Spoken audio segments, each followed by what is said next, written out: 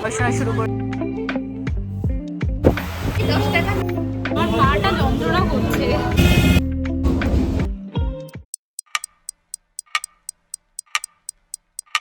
আজকে সকালবেলা আমি জাস্ট ঘুম থেকে উঠেছি 7টা নাগাদ, একটু চা খেলাম। আমি চা সকালে খুব একটা খাই না, এত মানে উইক লাগছে না, তার জন্য মনে হলো একটু চা খেয়ে নিই, মুখটাও ভালো লাগবে আর একটু এনার্জিও পাবো। তো এখন আমি একটু জুম্বা করব আর হালকা পাতলা কিছু ইয়োগা করব, দেন স্নান টান করে তারপর আমি রেডি হব, কারণ আজকে আমার একটা স্পেশাল জায়গায় যাওয়ার আছে, যেটা তোমরা অলরেডি বুঝে গেছো আমার থাম্বনেল দেখে। তো এখন হচ্ছে এই মিরারের সামনে যে ভিউটা, এইটা আমার সব থেকে বেশি ফেভারিট। দিন আমি বড় ব্লগ বানাই না, আজকে হঠাৎ করে কি মনে হয়েছে যে আমি মানে মুড হয়ে যায় সকালবেলা উঠে বড় ব্লগের জন্য কাজ করা শুরু করে দিয়েছি, ক্লিপস নেওয়া শুরু করে দিয়েছি। আর আপাতত এই মিরারের সামনে যে ভিউটা, এটা আমার এখন মোস্ট। আমার অবস্থাটা এখন বোঝা যাচ্ছে, আমি মোটামুটি 15 মিনিটে আমার সমস্ত রকমের কাজ মিটিয়ে নিয়েছি, আর এখন যাব হচ্ছে স্নান করতে। তো ফাইনালি আবার মাঝখানে 3-4 দিন শরীরটা শরীরটা খারাপ থাকার কারণে আমি করতে পারিনি। তো এটাই হয় বেসিক্যালি, আমি শুরু করি, তারপরে আবার 2-3 দিন পরে আমার শরীরটা খারাপ হয়, আবার ঠিক হয়, তারপরে আবার শুরু করি, এইভাবে আমার গ্যাপটা চলে যায়। আমি যতটা পরিমাণে ঘেমেছি এতটা পরিমাণে আমার ঘাম হয় না, এর থেকেও বেশি হয়। আজকে জাস্ট 15 মিনিট মতন করলাম, আর মোটামুটি হয়তো অনেক দিন পরে করছি না, ঘামটা আস্তে আস্তে হবে সেটা বুঝতে পারছি না, বাট আমার মনে হচ্ছিলো আর একটু করা উচিত। কিন্তু আমাকে এখন স্নান করতে যেতে হবে, কারণ আজকে আমার ট্রেন ধরতে হবে অনেক সকাল সকাল। সারাদিন যেহেতু কিছু খাবো না, তাই আমাকে এখন সকাল সকাল ভাত খেয়েই বেরোতে হবে। মেনুতে রয়েছে ডিমের ঝোল, তার সাথে সাদা ভাত। স্নান টান করে খাওয়া করে কমপ্লিট করে সব কিছু সেরে চলে এসেছি। আমি ভেবেছিলাম আজকে একটা জাস্ট শর্টস শ্যুট করবো, গেট রেডি উইথ মি, কিন্তু সেটা আর সম্ভব হচ্ছে না, তার কারণ অলরেডি এখন 8:26 বাজে। আমি জাস্ট এইটুকু শ্যুট করে তারপর বাড়ি থেকে বেরিয়ে যাব, তার কারণ আজকে আমার বাজারে গিয়ে কিছু জিনিস কেনার আছে। যদিও দেখছি সময় না পেলে ওদিক থেকেই কিনতে হবে, কিন্তু আমার ইচ্ছা আছে যে আমি এদিক থেকে কিনবো। আর যে আউটফিটটা তোমাদের সাথে শেয়ার করি, গেট রেডি উইথ মি না শেয়ার করতে পারি, so this is my outfit.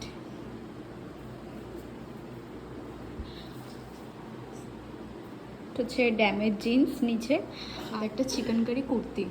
আজকে আমি একটু মোটা করে কাজল পরেছি। আমি যেদিনই কাজল বা আইলাইনার পরি না কেন, আমি কোনো একটা সময় ভুলে গিয়ে চোখটা এরমভাবে ডলা দিয়ে দিই।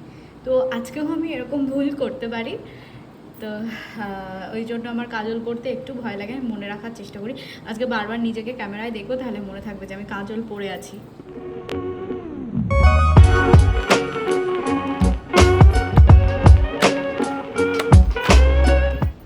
আজকে ব্যাগে এই জিনিসগুলোই আমি ক্যারি করছি, একটা নোটবুক, চার্জার, হেডফোন, প্রিসেভ, পার্স, এইসবই।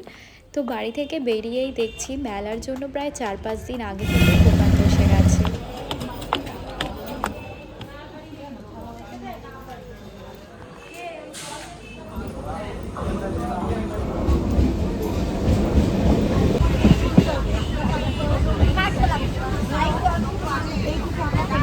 দমদমে নেমে গেছি, কিন্তু যার সাথে যাব তাকে আমি ফোনে পাচ্ছি না। দমদমে নামার পরে আমি একটু গেছিলাম ওয়াশরুমে, এই জাস্ট বেরোলাম। আজকে সানগ্লাস আনতে ভুলে গেছি, রোদের দিকে তাকাতে পারছি না।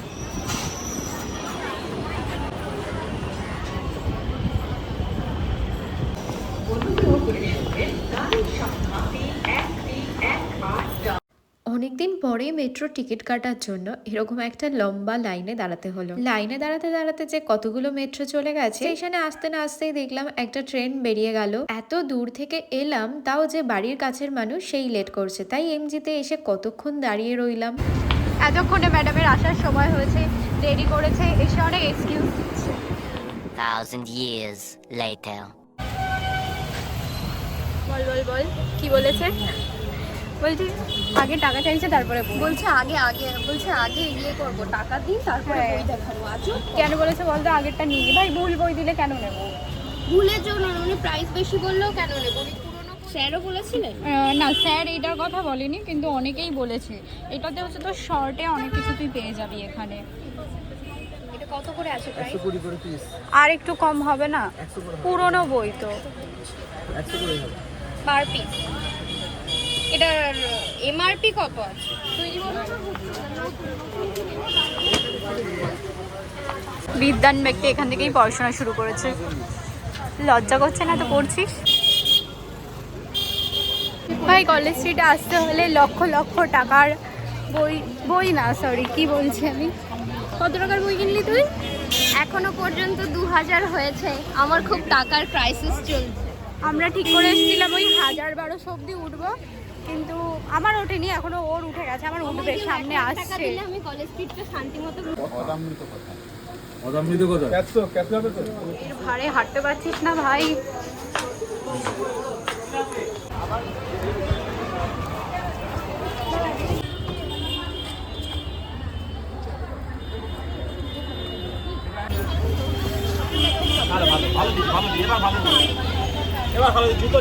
এই ব্যাগটাতে রয়েছে ওয়াটার কালারের সেট, তার সাথে মোল্ডিং ক্লে। দেখা যাক কিছু একটা সারাদিন ঘোরাঘুরি করার পরে ভীষণ খিদে পেয়ে যায়, তাই রাস্তায় একটা দোকানের উপর এইভাবে ব্যাগ রেখে তার সাথে টিফিন বক্স রেখে আমরা খাওয়া দাওয়া করি।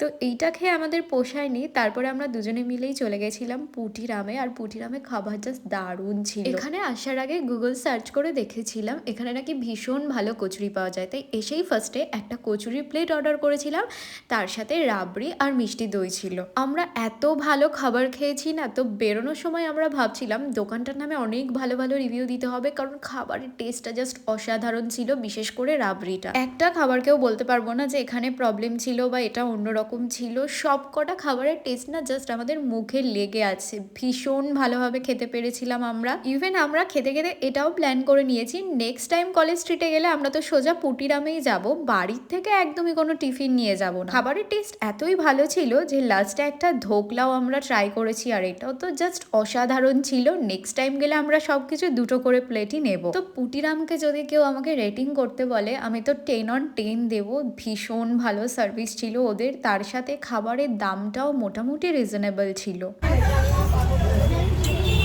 এনার্জি তো তাও তোমার। আমার নেই, আর নেই, আমার পাটা যন্ত্রণা করছে। তো আজকের ভিডিওটা এই পর্যন্ত, আর একদমই লেন্দি করতে পারিনি, তার কারণ দিন শেষে ভীষণ টায়ার্ড লাগছিল। Thanks for watching.